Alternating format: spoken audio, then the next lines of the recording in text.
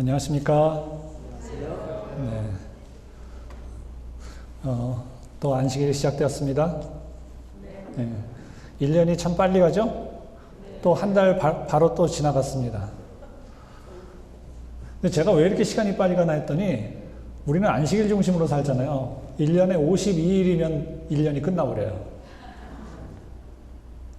그렇게 빨리 갑니다. 그래서 여러분 세상에서 우리는 짧은 세월을 삽니다. 나그네 같은 인생을 살아요. 우리의 세월이 날아갑니다, 진짜. 근데 우리가 하늘에서 영원한 삶을 누리고, 사실은 하늘에서 사는 건 아니죠. 하늘에서는 천년 살아요. 이 땅에 내려와서 또 영생을 삽니다. 아시죠? 그래서 이 영원한 삶을 누리게 될 텐데, 저는 이렇게 우리 같이 이렇게 함께 모이면서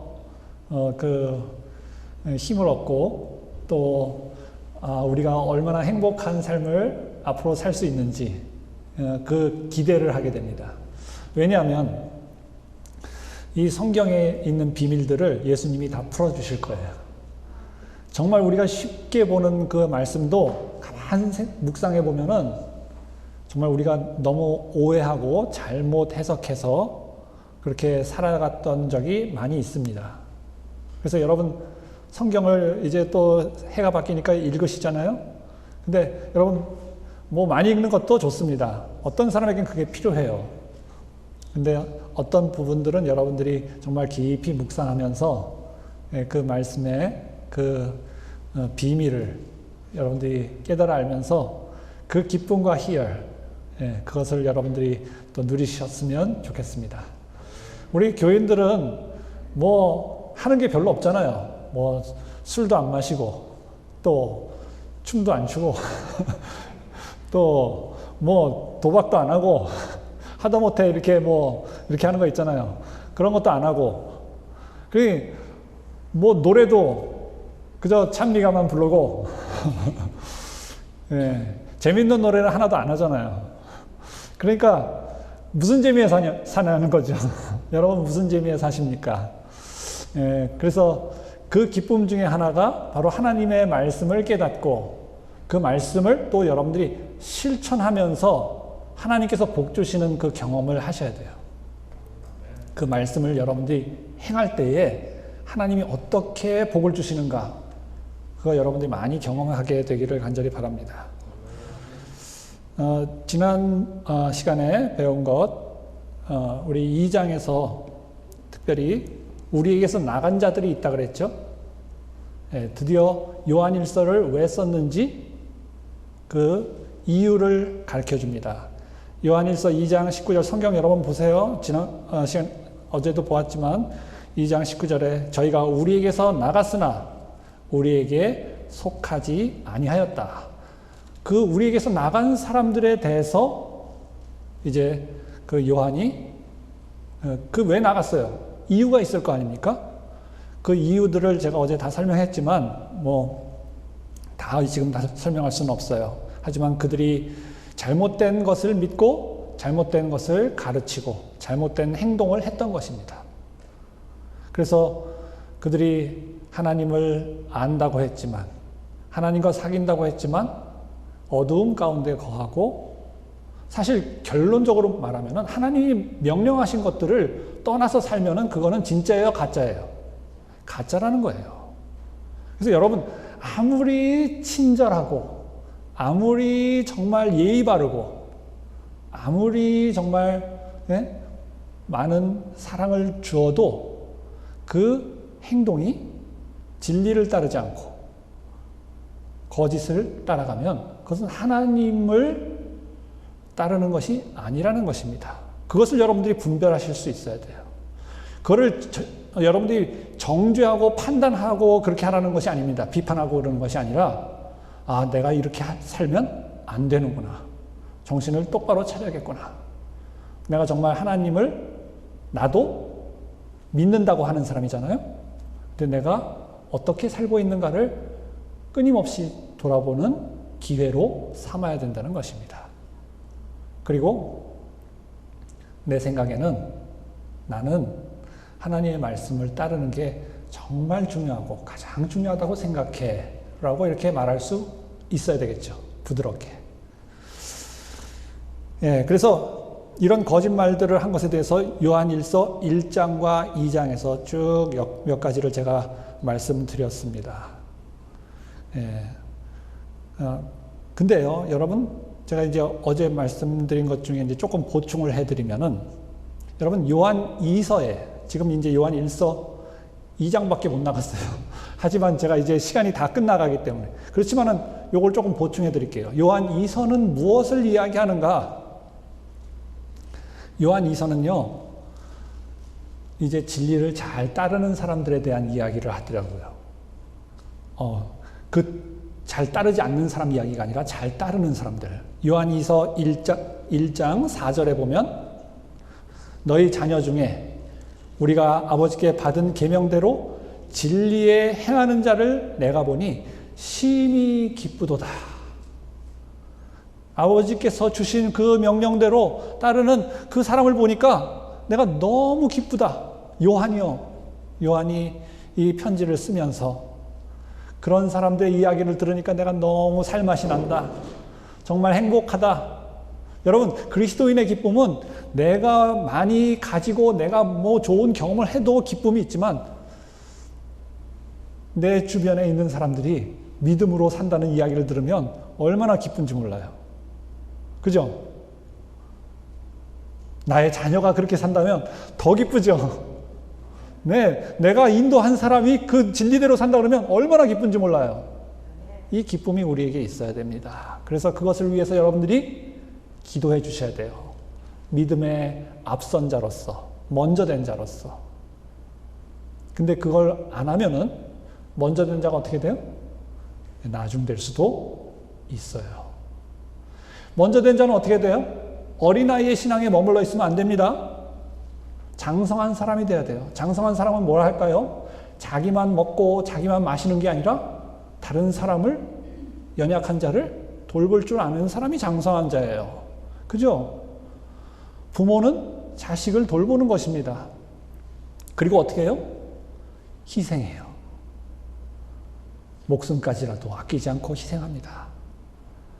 그것이 그리스도인의 장성한 모습이에요. 여러분, 이게 하나님께서 우리에게 보여주시는 실물 교훈입니다. 여러분, 그 동물들도 그 새끼를 낳고 죽는 동물들, 곤충들, 생물들이 굉장히 많아요. 왜 그런 일들이, 연어 같은 것도 그렇고요.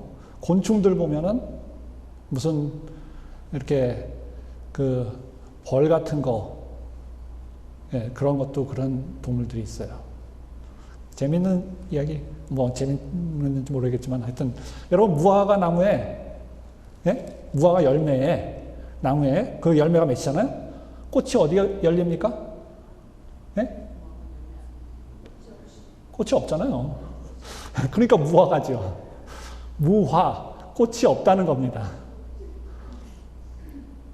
그럼 그 꽃은 왜 필요할까요? 그 나비가 날아가지고 이렇게 묻혀주잖아요. 벌들이 날아오고. 그래서 암수가 이렇게 연결이 돼야 띵 하고 새끼가, 그 자손이 생기잖아요. 그리고 그러면서 뭐가 생겨요? 그 꽃가루가 전달되면서, 예, 그 종족도 번식하고, 나비나 벌이나 종족도 번식하고, 그 다음에 그 꽃에 있는 그 나무에 그 열매도 열리는 겁니다. 동시에. 일타쌍피라 그러죠. 예, 한 번에 두 가지 목적을 이루는 것입니다. 하나님이 그렇게 만드셨어요. 자기만 먹고 사는 게 아니고 그것도 그 무화과 나무 열매를 맺히게 하기 위해서.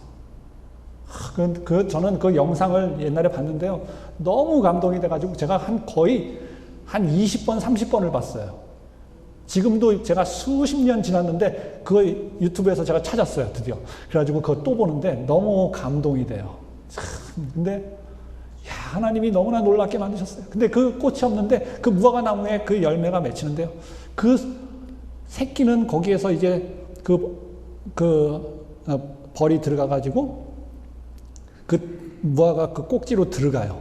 근데 들어가면서 내장이 다 터지면서 들어갑니다. 목숨을 걸고 들어가는 거예요. 거기서 그 꽃에 수정을 해주고 자기 새끼도 거기에 수정을 해줘요. 자기 알도. 그래가지고 거기서 새끼가 태어납니다. 나중에 태어나요. 그리고 어미는 그 속에서 비틀어져 죽어요. 근데 그 새끼가 또 나와가지고 거기에서 꽃가루를 담아가지고 또 날아갑니다. 그리고 또 그것을 계속 똑같은 반복해요. 근데 저는 그걸 보면서 참, 예? 자기만을 위해서 사는 것이 아니고 자기 후손을 살릴 뿐만 아니라 이 꽃에도 예, 그 열매를 맺게 해주는 겁니다. 그들은 종족만 번식하는 게 아니에요. 하나님께서 명하신 그 사명을 이루는 것처럼 보여져요. 그 꽃의 열매를 맺혀라. 그 나무의 열매를 맺혀라. 비록 꽃이 없는 나무라도 우리는 그 열매를 맺혀나갈 수 있는 것입니다.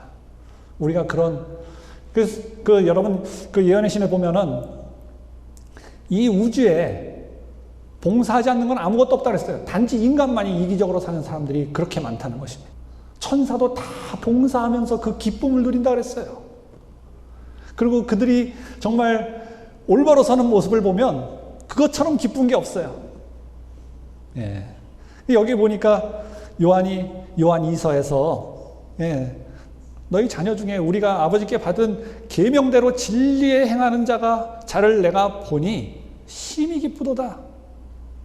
요한에게 무슨 낙이 있겠어요? 나이 들어가지고 예, 그 오지에서 예, 밤오섬에서 여러분 회색빛 하늘과 바다와 그것을 보면서 예, 그 섬을 보면서 황무한 삶을 보면서 외롭게 그가 있는 가운데 그가 그 소식을 들으니 얼마나 기쁜지 몰라요. 최고의 기쁨. 우리도 그 기쁨을 누리도록 하나님께서 우리에게 사명을 주셨습니다. 여러분 하나하나가 여러분들에게 기쁨을 줄 수 있는 대상들이에요. 위에서 기도하시고 여러분들이 사랑을 나누시기 바랍니다. 예. 그리고 예, 제가 너무 많기 때문에 그거 다 넘어가고요. 그 다음에 요한 3서는 그럼 뭔가? 여기도 예, 진리 안에 행하는 참된 자가 있어요. 여기 보면은 1절에 보면 장로는 누구냐 하면 요한이에요. 요한 사도 요한입니다. 이 저자예요. 근데 나는 사랑하는 가이오 곧 나의 참으로 사랑하는 자에게 편지한다고 이렇게 말합니다. 그러면서 3절에 형제들이 와서 내게 있는 진리를 증거하되 내가 진리 안에서 행한다 하니 내가 심히 기뻐하노라. 여기에도 뭐예요? 네가 진리 안에 행한다니 너무 기쁘다는 것입니다. 5절에 보면 뭐라고 그랬어요?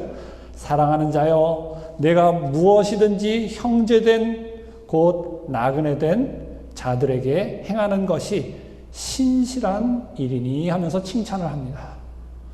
이 사람은 어떻게 했어요? 진리 안에서 행한다 했고 그 다음에 무엇이든지 형제나 나그네 된 자에게 아주 사랑을 행하고 그들을 돌봐주었다고 기록되어 있습니다. 그래서 참 신앙은요, 하나님을 잘 섬기는 것도 신앙이죠. 기도를 잘하고 말씀을 잘 가르치는 것도 신앙이에요. 교회에서 헌신하고 봉사하는 것도 신앙입니다. 근데 그런 신앙으로 끝나는 신앙이 있고 다른 사람들에게 정말 사랑을 나누고 자기를 희생하고 정말 아낌없이 그리스도의 삶을 본받아서 살아가는 사람도 있어요. 우리가 처음에는 자신에게서부터 시작합니다. 뭐든지. 내가 그리스도를 만나고 그리스도의 사랑을 깨닫고 그러나 그것이 점점 이제 성숙한 과정 속에서 확장되어 가야겠죠. 그래서 그 일이 우리에게 모두에게 일어나야 돼요. 그것이 바로 우리 예수님을 만나는 준비입니다. 그 마지막 순간에 누구를 만나요? 원수를 만나고 가장 비천한 자를 만나요. 그 비천한 자, 내가 정말 전에는 쳐다보지도 않던 그 사람을 내가 영접할 때 예수님이 뭐라고 하셨어요? 네? 내가 나를 목마를 때 물을 주었고 배고플 때 먹였고 벗었을 때 입혔다 그 얘기했어요. 내가 언제 그렇게 했습니까? 지극히 작은 자 하나에게 한 것이 내게 한 것이다. 여러분 진짜 그게 신앙의 어떻게 보면 마지막에 나타나는 모습이에요. 우리가 거기까지 가야 돼요. 여기서 머물러 있으면 안 돼요. 여러분들이 그 일을 이제 하나하나 해가면서 여러분들의 삶이 정말 예수님을 닮아가는, 그리고 예수님의 명령, 말씀을 이루어가는 삶이 될 때에 사도 요한이 말한 것처럼 여기 포트리 교회 보니까 내가 너무 기쁘다. 하나님의 진리를 행하고 형제와 이웃을 그렇게 돌보고 사랑하는 그 성도들이 여기에 그렇게 많이 있는 것이 내가 너무 행복하고 기쁘다. 그리고 우리 예수님이 기뻐하시는 모습을 여러분들이 보게 되길 간절히 바랍니다. 아멘. 그리고 여기 그런데 문제가 있는 사람이 여기 또 요한 3서에 나와요. 1장 9절에 보면 내가 두어 자를 교회에게 썼으나 저희 중에 으뜸되기를 좋아하는 디오드레베가 우리를 접대하지 아니하였다 이렇게 얘기해요. 여기 디오드레베라는 사람이 교회에 으뜸되기를 좋아하는 사람이었어요. 자기를 높이고 뭔가 사람들에게 인정받고 그것이 너무 그런 것들을 좋아하는, 세상 사람들, 정치하는 사람들이 그렇죠. 뭔가 내가 이렇게 권력을 잡고 힘을 가지고. 근데 사실 정치하는 분들 만나보니까 되게 겸손하더라고요. 근데 TV에 나오는 거 보면 그렇지 않더라고요. 또 이거 어떤 사람인지를 잘 모르겠어요. 근데 어쨌든 간에 제가 정치하는 사람이 나쁘다는 얘기를 하는 것이 아니고, 어쨌든 세상에 인정받고 그런 것을 목적으로 하는 그러한 사람이 있었어요. 그러한 사람들이 바로 거짓된 자라는 것을 여기서 실제로 그 이름을 언급하고 있네요. 그래서 여러분 요한 1서가 약간 이렇게 머리에 잘 안 잡힐 수 있지만 이런 사람들이 당시에 있었다는 거. 교회를 어렵게 하고 사람들을 쫓아내고 혹은 교회에서 나가서 분리되는 사람, 그런 사람들이 있었고, 그러나 또 교회에 신실하고 하나님의 말씀대로 정말 하나님이 명하신 대로 따라가는 사람들도 있었다는 것. 여러분, 우리는 어떤 사람이 되어야 될까요? 우리 칭찬받는 사람이 되어야겠죠? 그리고 정말 기쁨을 주는 그런 우리 성도들이 되시기를 간절히 바랍니다. 여기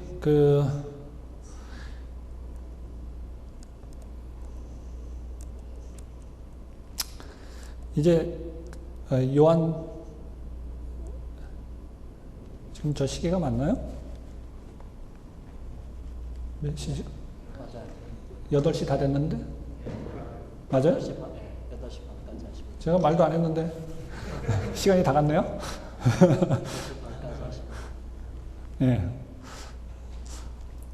알겠습니다. 하여튼 짧게 하라는 얘기로. 근데 죄를 이제 여기 그 요한 1서 3장에 오늘 제가 좀 말씀드릴게요. 사실 요한 1서 3장까지 공부하면은 거의 제가 여기 요한 1서의 어떤 핵심 주제는 다 얘기하는 거예요. 그리고 여러분들이 뒤에는 아는 내용들입니다. 그것을 이제 반복하는 내용들이고, 이미 2장까지 다 나오긴 나왔어요. 그러나 제가 다 설명하지 않았기 때문에 요한 1서 3장 또 내용을 좀 살펴보도록 하겠습니다. 요한 1서 3장은요, 죄를 짓지 말라는 이야기를 반복해서 하고 있어요. 너희가 하나님을 믿고 만났으면 어떻게 하라는 겁니까? 죄를 짓지 말아야 된다는 건데, 왜 그렇게 죄를 짓지 말아야 되는가 하는 거예요. 여러분, 최근에 많은 그리스도인들이 죄에 대한 관념이 어떻게 된 것 같습니까? 죄라는 것을 생각하나요? 내가 죄졌다 그러면서 내가 죄졌으니까 회개해야지. 그런 마음을 가지나요? 요즘 왜 사람들이 그런 개념이 없어졌죠? 하나님께서 이 죄를 얼마나 싫어하는지 그런 개념들이 저도 모르게 다 없어져 버렸어요. 자기도 모르는 사이에. 그래서 요즘은 회개라는 얘기를 거의 교회에서 안 합니다. 연말 기도주일 여러분 하셨나요? 그때 회개기도 여러분 정말 뜨겁게 하셨어요? 말씀을 듣긴 들었는데 기도도 짧게 하고 뭔가 회개라는 것, 내 죄를 살피는 일은 그렇게 심각하게 해본 적이 없는 것 같아요.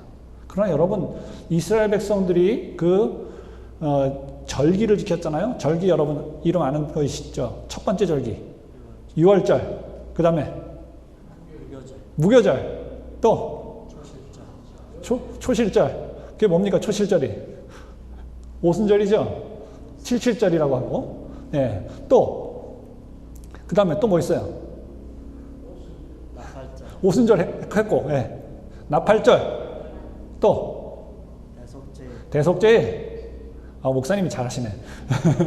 또 장막절, 네, 초막절, 장막절, 예, 다 나왔네요.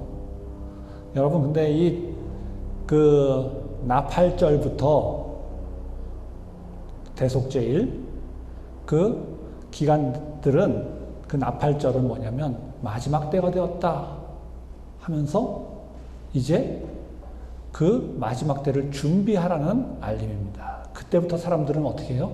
자기의 죄를 살피기 시작했어요. 대속제일은 단 하루였습니다. 7월 10일이요. 그러나 유대력으로. 그런데 그 하루만 기도한 게 아니에요.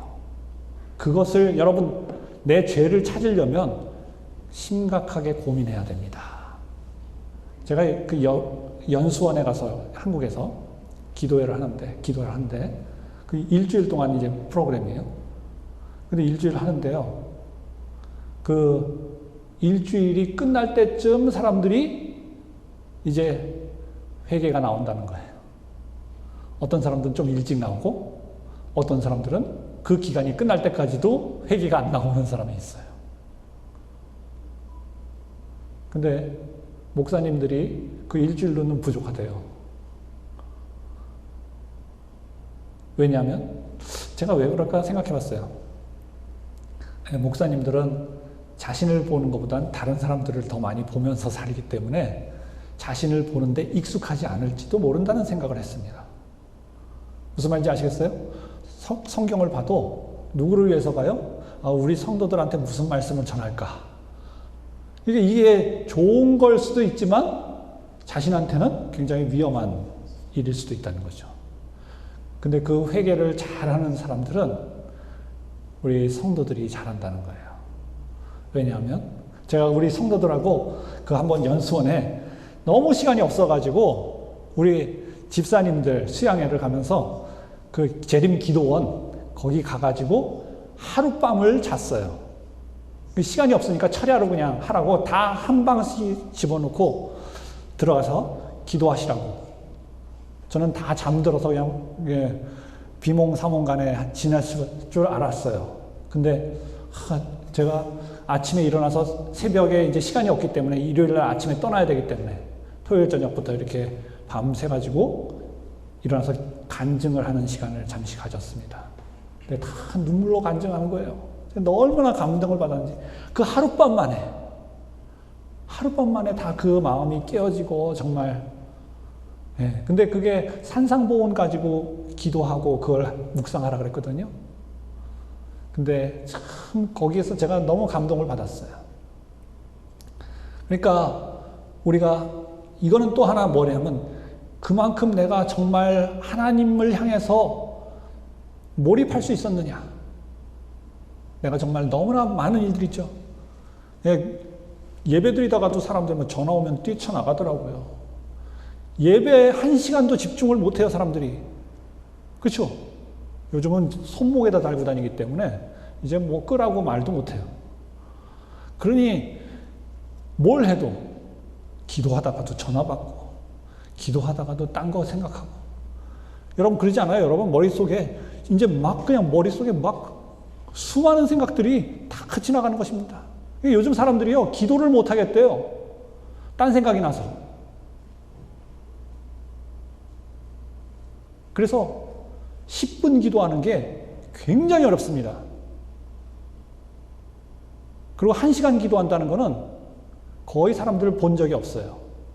그런 사람들이에요. 교회는 있는데, 교회는 뭐 하는 집이라 그랬어요? 기도하는 집이라 그랬는데. 그래서 참, 저도 그것에 대해서는 고민을 많이 합니다. 그래서 안식 오후에 이렇게 음악을 틀어놓고 우리 집사람과 함께 기도했어요.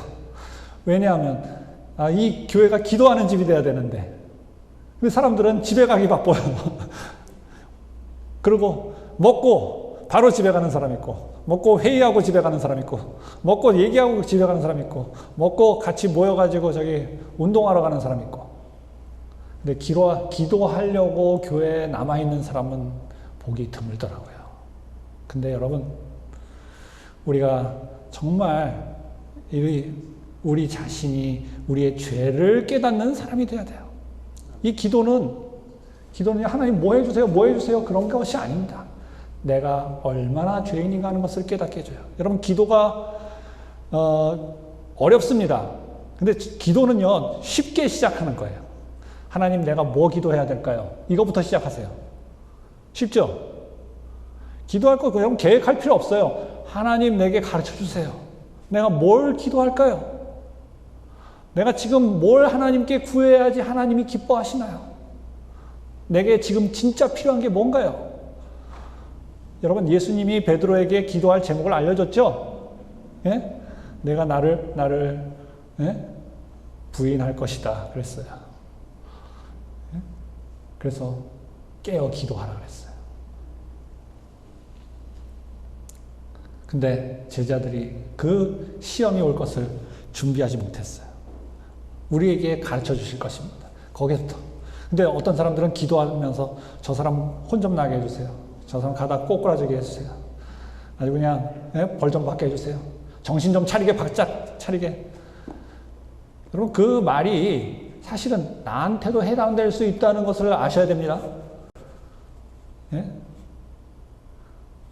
그래, 너한테 줄게 할 수 있어요.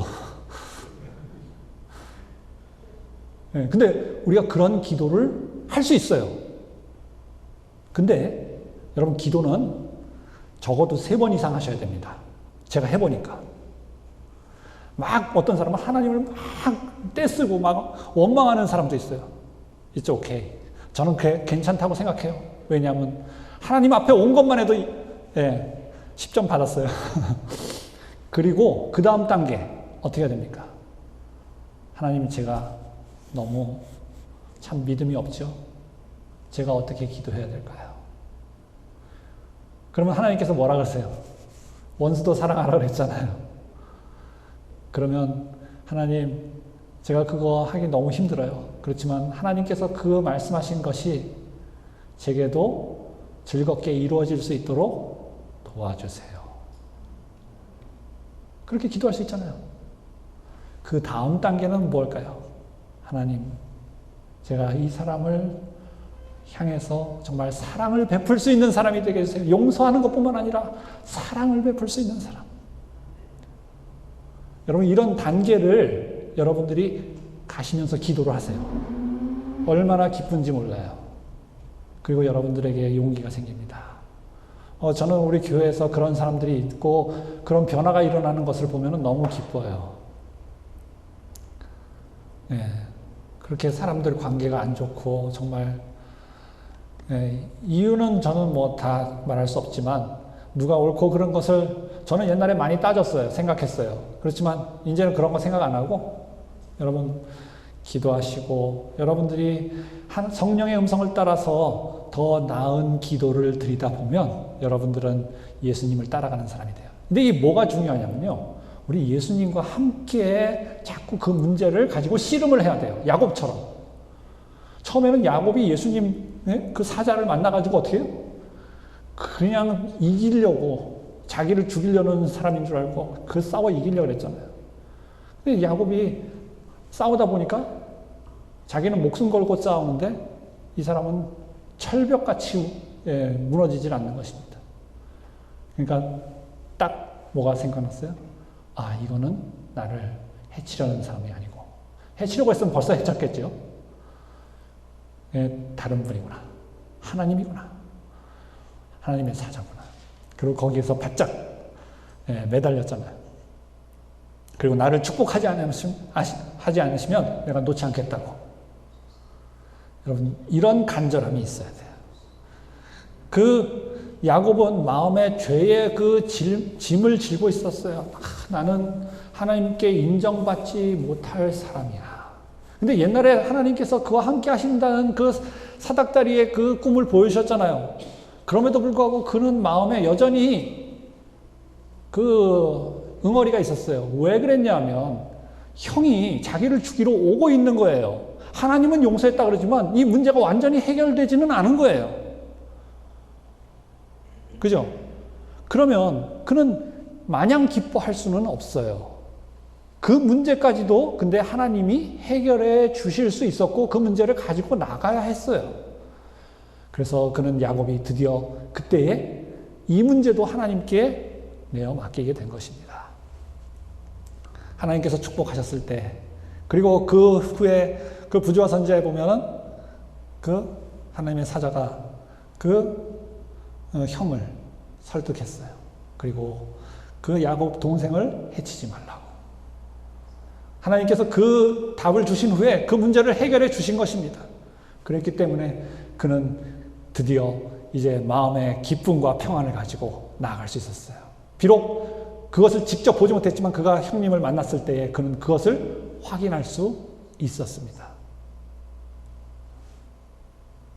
우리의 삶에 이러한 죄의 문제들이 참 우리를 나약하게 만들어요.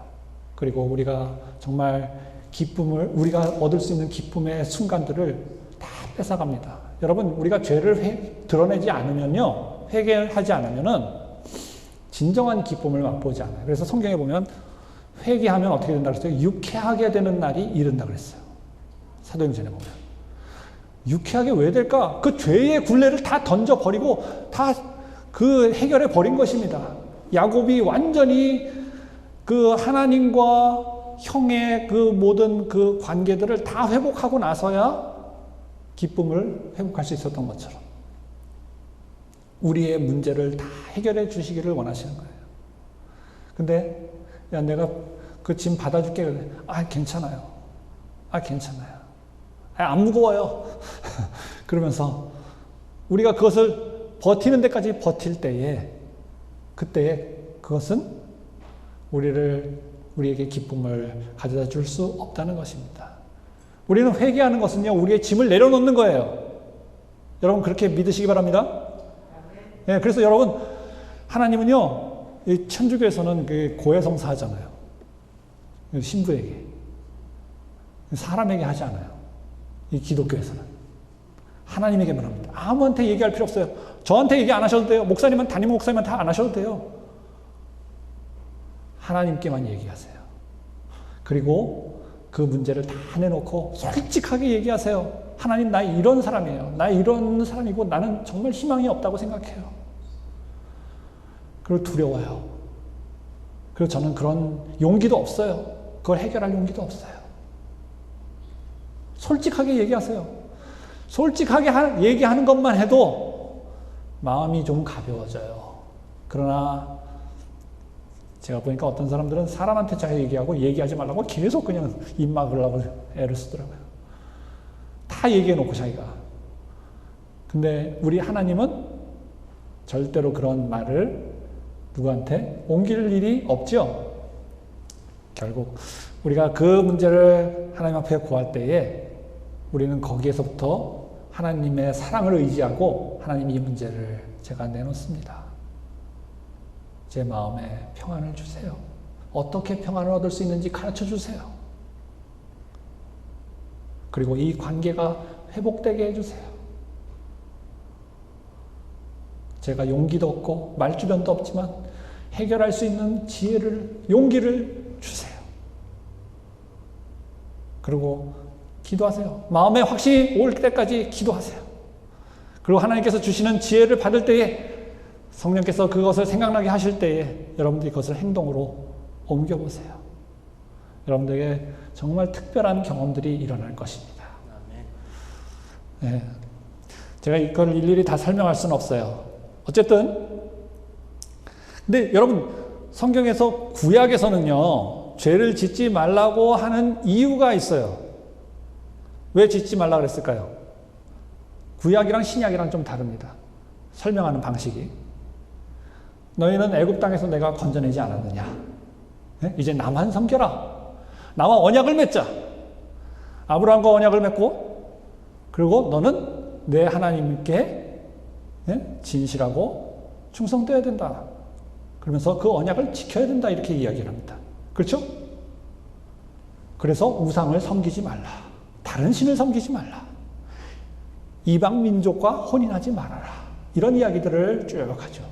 신약에서는 그러면 죄 짓지 말라는 이야기를 어떤 식으로 할까요? 여기 신약에서는요 예수님은 죄를 없이 하기 위해서 오셨다고 이야기를 합니다. 예수님은요 우리의 죄를 없이 하고 우리를 죄에서 건져내시기 위해서 오신 거예요.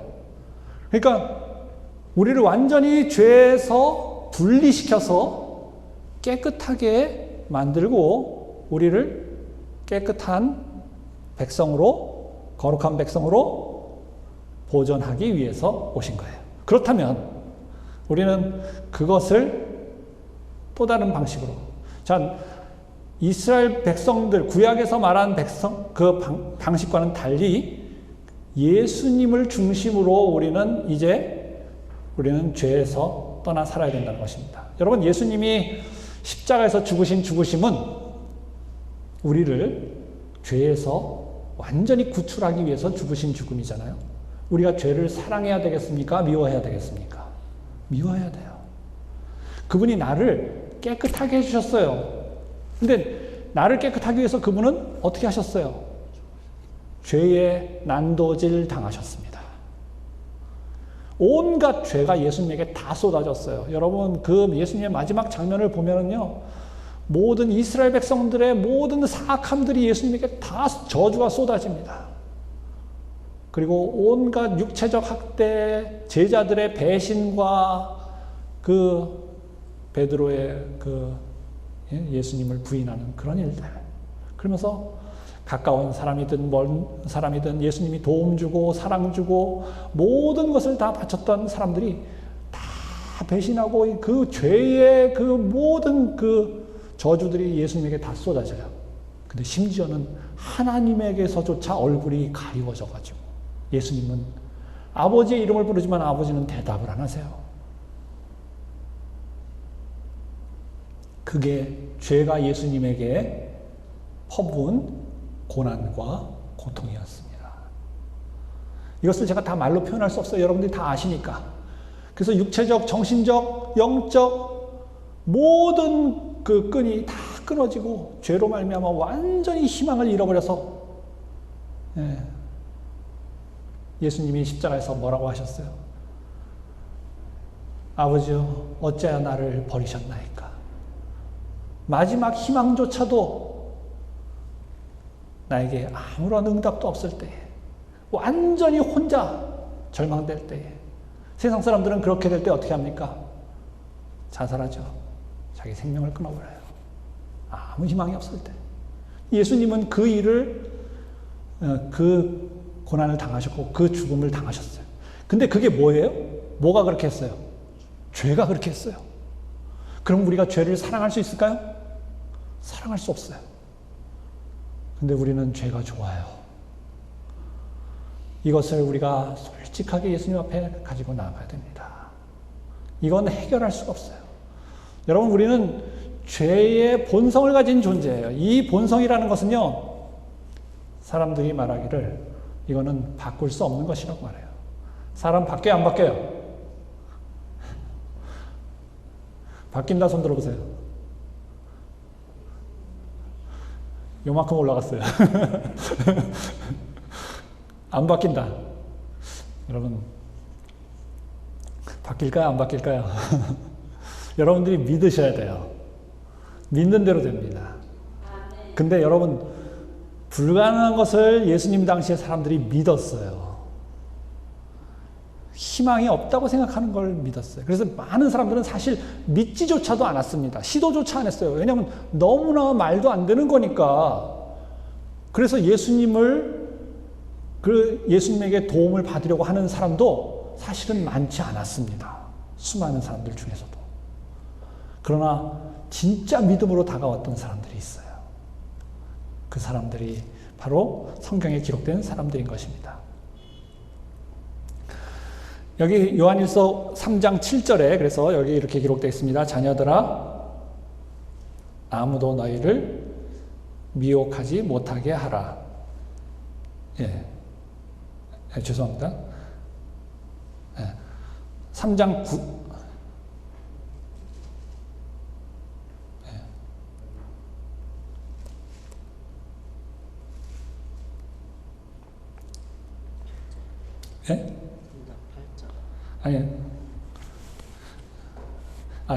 제가 3장 5절인데 제가 잘못했어요. 3장 5절.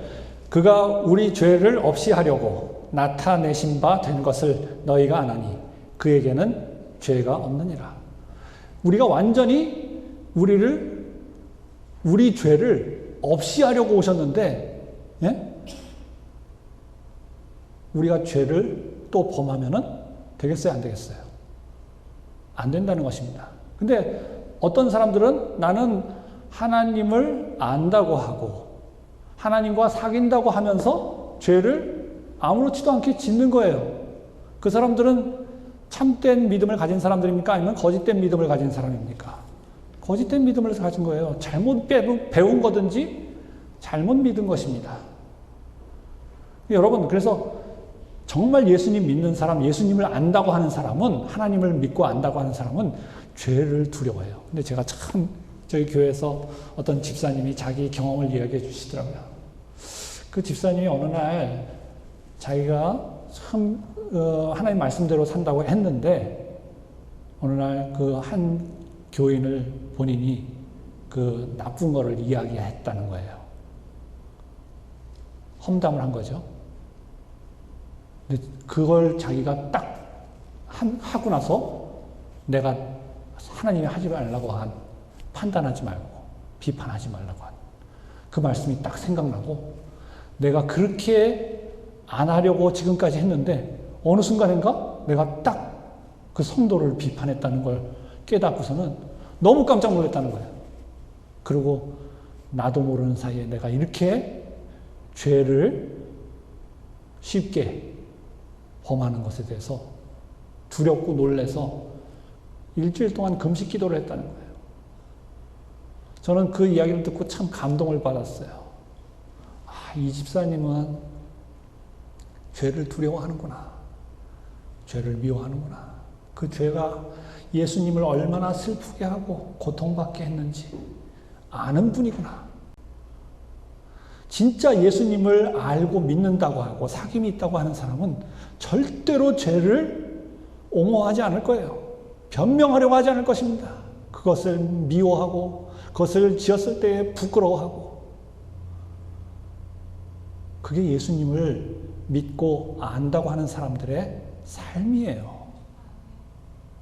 우리가 하나님과 언약을 맺었기 때문에, 애굽에서 구원을 받았기 때문에 그것은 구약에서 이스라엘 백성들의 경험이었고, 지금 우리에게, 우리 메마른 우리의 심령에 예수님을 깨닫게 하시고 이제 우리가 죄와 결별된 삶을 살도록 우리를 부르신 것입니다. 여러분, 그러면 우리는 어떻게 범죄하지 않는 삶을 살 수 있을까요? 여기 성경에 보면은 근데 놀라운 말씀 있죠? 지금 목사님 조금 전에 말씀하셨는데 요한일서 3장 9절에 하나님께로서 난 자마다 죄를 짓지 않는다 그랬어요. 아니하니 이는 하나님의 씨가 그 속에 거함이요 저도 범죄치 못하는 것은 하나님께로서 났음이라.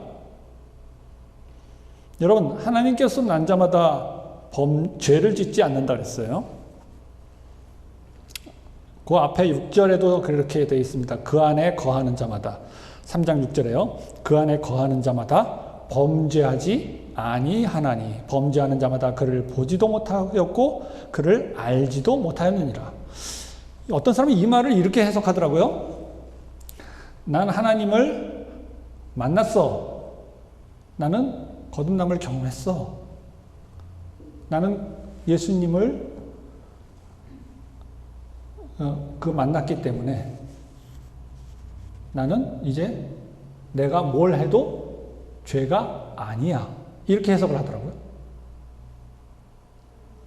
맞아요? 틀려요? 예. 맞을 수도 있고 틀릴 수도 있어요?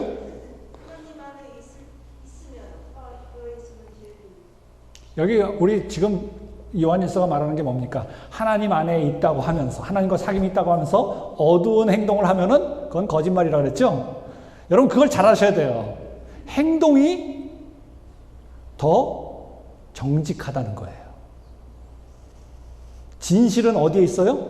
행동에 있어요. 여러분 재판정에 가보시면 아마 저는 가보진 않았지만 판사가 판단할 때에 나는 정말 그 사람을 사랑했어야 하지만 내가 그 사람을 때렸으면 어떻게 해요? 내 행동 때문에 나는 형벌을 받을까요? 안 받을까요? 받게 되는 것입니다. 여러분 성경이 뭐라고 말합니까? 여러분 예수님이 은혜로 우리를 구원하신다고 말하지만 성경에 보면 행위대로 심판하신다 그랬어요. 선한 일을 행한 자는 생명의 부활로, 악한 일을 행한 자는 심판의 부활로 나온다 그랬어요. 여러분 예수님이 얼마나 정확하게 얘기하셨는지 몰라요. 여러분 예수님의 말씀을 우리는 아주 깊이 새겨야 돼요. 어설프게 새기면요 여러분 판단력이 완전히 흐려집니다. 지금 얼마나 이상하게 가르치는 사람들이 많은지 몰라요. 전 그래서 정말 식은땀이 나요. 우리 교인들이 유튜브 보고 나 교회 안 와도 된다고 하는 사람들 보면은 정말 걱정돼요. 그거는요 정말 내가 그런 판단력을 가질 수 있는 사람 쉽지 않아요. 저도 헷갈려요. 어떤 때는 가만 듣고 있다 보면 이상해요. 그러면 말씀을 쭉 이렇게 돌이켜보고 또 다시 살펴보고 확인해보고 아 이게 아니구나. 여러분들이 그래서 그런 마지막 때에 정말 사단이 우리를 교묘하게 우는 사자같이 막 싸워서 끌어가는 게 아니에요. 정말 교활하게 우리를 넘어뜨리고 잘못된 길로 빠져서 회개도 못하게 죄의식도 없게 만들어버려요. 여러분 죄의식 없는 사람은요 사이코패스 같은 사람 죄의식 없어요. 무슨 말인지 아시죠?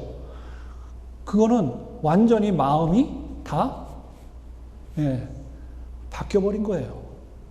양심이 다 굳어버린 거예요.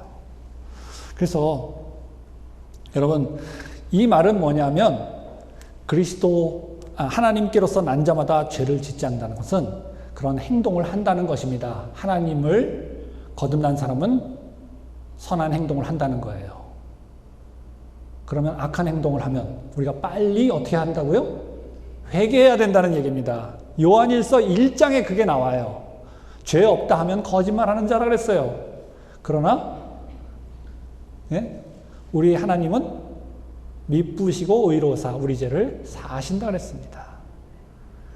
여러분 나는 죄 안 졌다고 자랑하면 그거는 바보 같은 이야기예요. 성경에서 보면 우리는 정말 우리의 한순간에 범죄할 수밖에 없는 존재입니다.